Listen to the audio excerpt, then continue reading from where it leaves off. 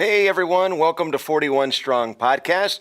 My name is Chuck Tate. This is my co-host Mike Womer, and we are so glad to have you here today. 41 Strong is a podcast that delivers encouraging scriptures and stories to help people like you hold on and stand strong. Today is episode 133, Mike. Can you believe it? 133 episodes. That's awesome. 133. And our guest is a returning guest. His name is Chet Allen. Chad is not only a friend of mine, but he is a writer, speaker, editor, and writing coach. 20 years of publishing experience as a publishing professional. He's worked with such best-selling authors as Michael Hyatt, Caroline Leaf, Mark Batterson, Phyllis Tickle. He is the creator of Book Proposal Academy. I am an alumni of Book Proposal Academy. That's an online course, and of course, Book Camp, a mentoring community hub for writers. Chad's passion is helping writers get their books into the world, and he was instrumental in helping me get 41 Will Come to the world. So Chad, it is an honor and pleasure to have you back on 41 Strong. Welcome. Thanks so much, Chuck. I'm glad to be here.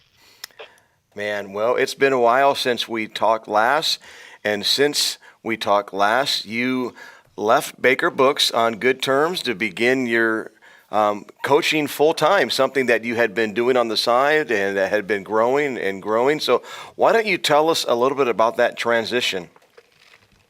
Sure. So I started blogging about 6 years ago, mainly because I had some things I wanted to say, and when you're a traditional publishing professional, you end up saying no to people a lot. So in my blog, I got to say yes to people. Yes, you can do this. Keep going. Kind of a similar message to 41 Will Come. So I started that, and I was in a little peer group of entrepreneurs, and I was trying to figure out how to kind of go to the next level with my blog.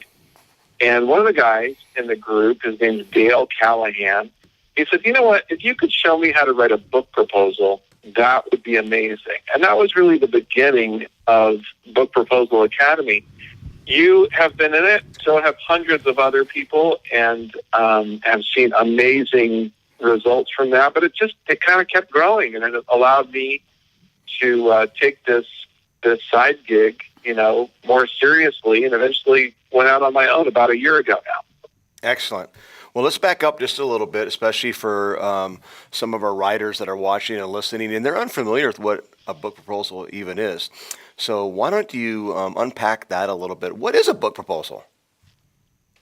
A book proposal is a document that an author prepares to pitch his or her book idea to agents and publishers. Another way to think about it is a book proposal is a sort of business plan for an author's book. And in any case, it is the starting point inside any publishing house. It's the place where they start when evaluating the different books that they want to publish. Excellent. Well, I had the opportunity to meet you for the first time in person at Rewrite Conference, but prior to Rewrite Conference in 2015, I joined BPA, and I became a member of Book Proposal Academy, and you began to help me craft my book proposal. And prior to me joining BPA, I was, like a lot of writers listening today, and unfamiliar and not even sure what a proposal was, how to go about it. And I just want to say thank you for helping me navigate that journey. I'm confident that 41 Will Come, the book proposal that I entered into the Rewrite Writing Contest, just would not have been the same without your expertise, without your guidance. And obviously I had to do the work, but you're the one who came alongside me and helped me and coached me and held my arms up, so to speak. In fact, one thing that stands out that I'll never forget is, we would do a call-in every single week, and I would have some homework and, work on a different part, whether it's, crafting your bio and a summary of all the chapter titles and the marketing strategy and plan. And I remember working pretty hard on my titles and a little synopsis, a summary for each title. And I had a call in, and I'll never forget this because my youth pastor and I were on our way to a pastor's conference in South Carolina, and he was driving, and I was on the phone with you, and I had my laptop in front of me, and I was so excited about my summaries in these chapter titles, and I shared them with you, and I got some really, really good constructive input, and honestly, it rocked me to the core, but it was so good. It's exactly what I needed to reshape my summaries and my chapter titles. I want to say thank you. I mean, in that moment, I'm like, what? You got to be kidding me. I thought this was really, really good stuff. But then after talking to you, and you didn't say it was bad stuff, but you were constructive in the input. And the input you gave me was filled with wisdom. Obviously, as somebody who said yes and no to publishing contracts, I mean, all this experience you had, it definitely came through for me. And I just want to say thank you. Oh, you're welcome, Chuck. What's great is to know that, I got to play a little role in getting your book into the world. And now to think about, this podcast and the many readers that, that have picked up 41 Will Come. I'm sure you've read the Amazon reviews. And that's what this is all about for me. It's about helping people have an impact. And I'm really, really pleased to be part of that process. So, Chad, I have a question for you. And looking at your bio and talking about like the Book Publishers Academy and Book Camp, would you just take a moment or two and just kind of talk about the difference between the two? Sure. Yeah. So the book proposal, the book proposal academy is centered really on helping people craft compelling book proposals. A standalone course. There's an associated Facebook group. There's sample book proposals. I think Chuck's is one of them. That book proposals that have actually won book contracts. So that is Book Proposal Academy.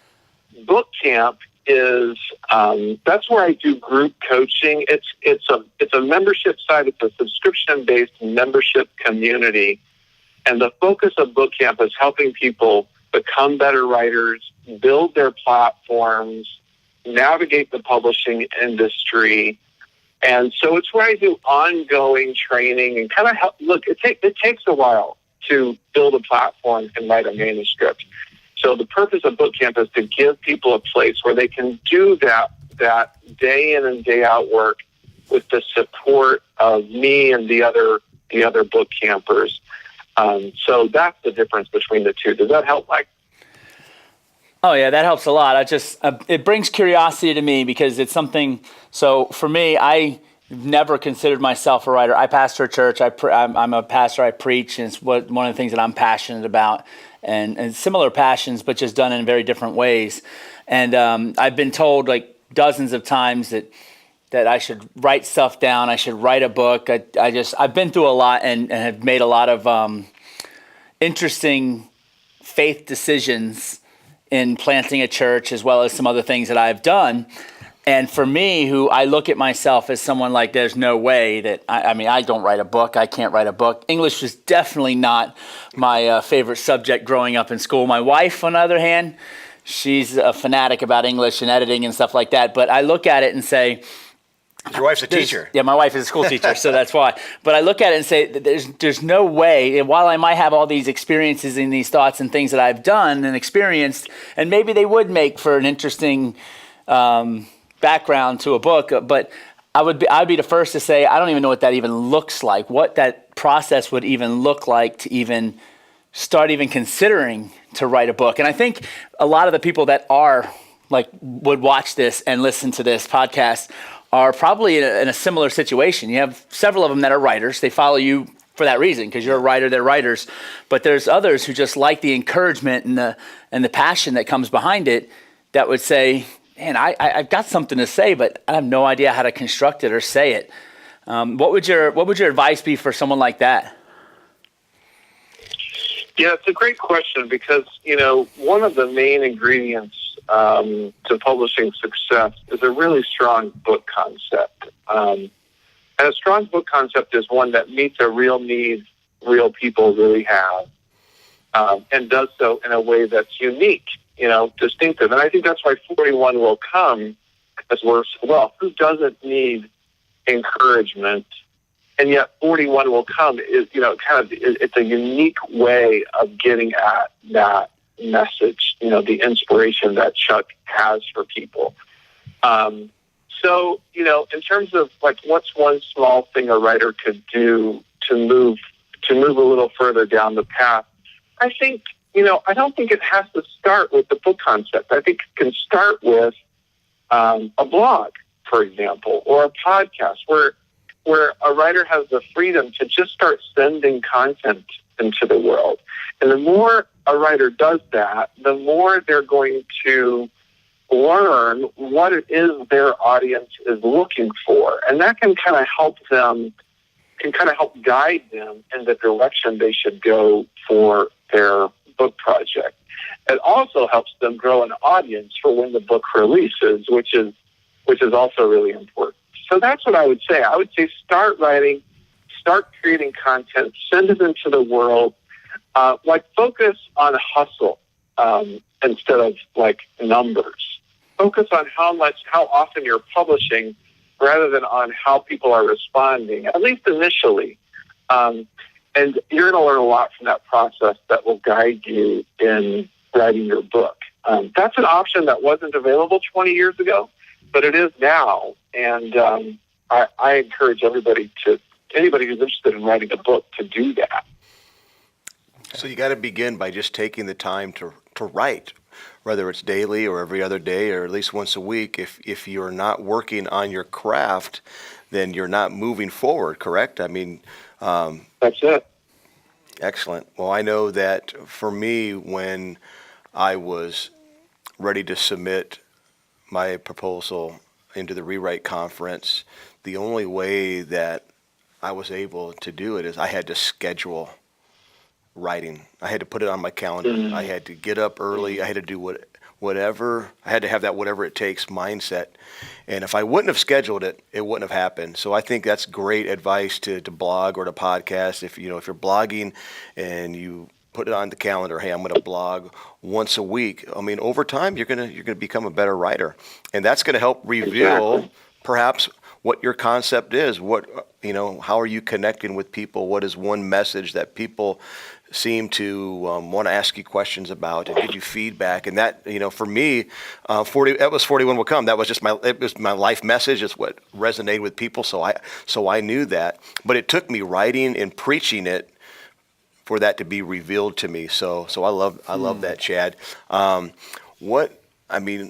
Obviously you're coaching writers, you're helping authors through BPA and book camp. You worked for Baker. Was it 13 years or even longer than that? Yeah, it was close to 17 years. Yep. Wow. So, as an acquisitions editor, what a publisher is looking for. And of course, now there's so many options with self-publishing, but before we get into that, what's a publisher looking for? They're looking for three things, and the one we've already covered, which is a great concept, meets a need in a unique way. And by the way, let me just say one other thing about that. People will often ask, well, what's the need that a novel meets? And novels, they vary a little bit, but the big need that a novel meets is the need for entertainment, right? Like people read novels because they want to be entertained. It might be that somebody wants to be entertained with a story about the Civil War. Maybe they want to learn about the Civil War at the same time they're being entertained. Well, that's a particular need that a particular kind of book like Killer Angels by Michael Shera, meets.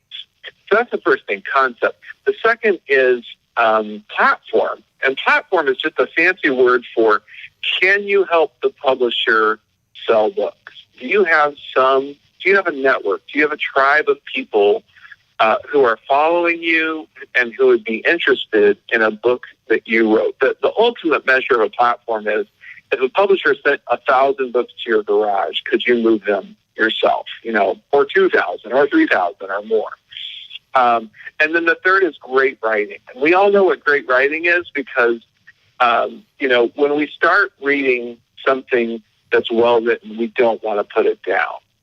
Right now I'm reading The Hobbit to my 12-year-old son in the evenings. And oftentimes my wife has to come into the room and go, okay, guys, time for lights out. That's the sign of good writing. So great concept, significant platform, compelling writing. Those are the three things that publishers are looking for. Okay. Oh, that's good. That's just helpful information for anybody to have. I mean, and if you think about it, books that we read, that's the reason why we read them. Yeah. I mean, a lot of people like to read authors that have big platforms because there's a writing ability that comes along with that, it seems, and so that makes a lot of sense. So, you're talking about what a publisher looks for. How is this idea? I know I've seen a lot of books being self-published these days. How has this self-publishing idea changed the whole game, the publishing world, and everything else? Yeah. Well, I'll be really clear at the outset that I'm a big fan of both traditional publishing and self-publishing. I still think that traditional publishing offers a lot of value to the author that's really hard to get when you're self-publishing. So the advice I often give to writers is go ahead and try to get a traditional book deal. And if you get it, great, because you get the editorial power, you get the design skill, you get the publicity and the marketing strategies that you get with the traditional publisher, which, as I say, is hard to come by otherwise. But if that doesn't work out, write the proposal, give yourself 3 to 6 months to find an agent or publisher, and if it works out, great. If not, please don't let your dream die. Please pivot and self-publish and prove to all those traditional publishers that they were wrong, when they declined you. And that will put you in a better position for pursuing a traditional book deal the next time around. But it's never been easier or cheaper than it is today to self-publish. And people think, I have to buy the first print run. These days, you don't have to do that. Amazon will wait for orders and then print your book. So that makes it really cost-effective to self-publish. It's not free. I mean, there are some costs associated with it. For example, you got to come up with a cover. You've got to, if you want to edit the manuscript, which I strongly recommend, that's going to cost some money. So there are some costs associated with it, but it's a lot cheaper today than it ever has been. Absolutely. And if you self-publish and it's good, people are going to read it, people are going to talk about it, people are going to blog about it, people are going to want you on their podcast, and it's going to go. I mean, correct me if I'm wrong, but wasn't The Shack self-published before it was picked up by a major publisher? Yeah, it was. Yeah. And I mean, that's that's obviously the exception because that book has been a phenomenal success. But I mean, J.K. Rowling was rejected, I don't remember the exact number of times, but I know that it was more than 10 times. Wow. Harry Potter was rejected. So, yeah, I mean, you hear those stories, and one thing's for sure: you're not going to get a book in the world if you don't start the process. So, and to go back to Mike's question, don't get stumped with what's my book idea, because people start there. They go, well, what's my book idea? I don't have it. I got to quit. No, just start writing and see what happens. In book camp, we talk about the first step being establishing a writing habit. That's the first step. Start there, and then let things unfold. Excellent. Well, Chad, I appreciate your time today, and I just want to say to everyone that's watching and listening, for those of you who are aspiring writers and you have a story to tell, I want to encourage you to follow Chad. In fact, Chad, you may not know this, but every time somebody asks me, And it's quite often people come to me like, hey, I have a book idea. I want to be a writer. I'd like to do a blog. The very first person I send them to is you. I say, you have got to go to chadrallen.com. You got to follow my friend Chad. If you're not on Twitter, get on Twitter and get those tweets and click on those links, because there will be no excuse for not knowing how to write, how to go about a book proposal, how to go forward on your writing journey. You need to follow Chet Allen. So why don't you tell those that are watching, listening, how they can follow you on Twitter and social media, your website, all the above? Yeah, it's just Chet R Allen. So CHEDRALLEN. That's my blog, chadrallen.com.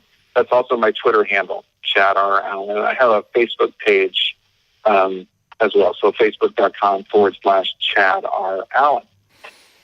Man, I just followed you just now on Twitter.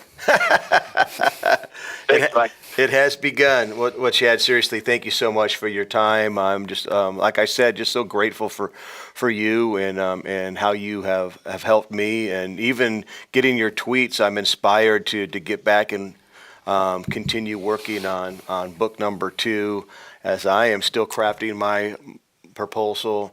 And so when I get little tweets, it's little motivators to like, hey, all right, I need to practice what I preach, and the only way this one's going to get done is if I schedule it. That's it. Well, is there any parting words that you want to offer those that are watching and listening today? I'll just say this, that every little step matters. So, when Mike just followed me on Twitter to get those tweets, to get that advice, that's one little step, right? And every one of those little steps matters. So I just encourage your listeners, don't discount any little step in the right direction, because it's one step after another that eventually leads to holding a book in your hands and reading those Amazon reviews from people who've been impacted by your work. So I guess what I'm trying to say is 41 will come. That's good. I love it, Chad. Well, we definitely need to get you back to Peoria. We were fortunate to have you as our keynote speaker at a writers conference we did at Rock Church a few years ago, and we definitely need to have you back in the future and have you back on the podcast. So thank you, Chad. So My pleasure. yeah. Well, our producer is Mike Sable. My name is Chuck Tate, co-host Mike Womer, and our guest has been Chet R Allen. Writers, if you want more information about Book Proposal Academy and Book Camp, go to chadrallen.com. Chad has been published online places such as Lifehacker, The Accidental Creative, michaelhyatt.com, Goins Writer. He knows his stuff, so take advantage and get started today. All right, that's all we got today for 41 Strong. We'll see you next week. Bye-bye. PeoriaLife.com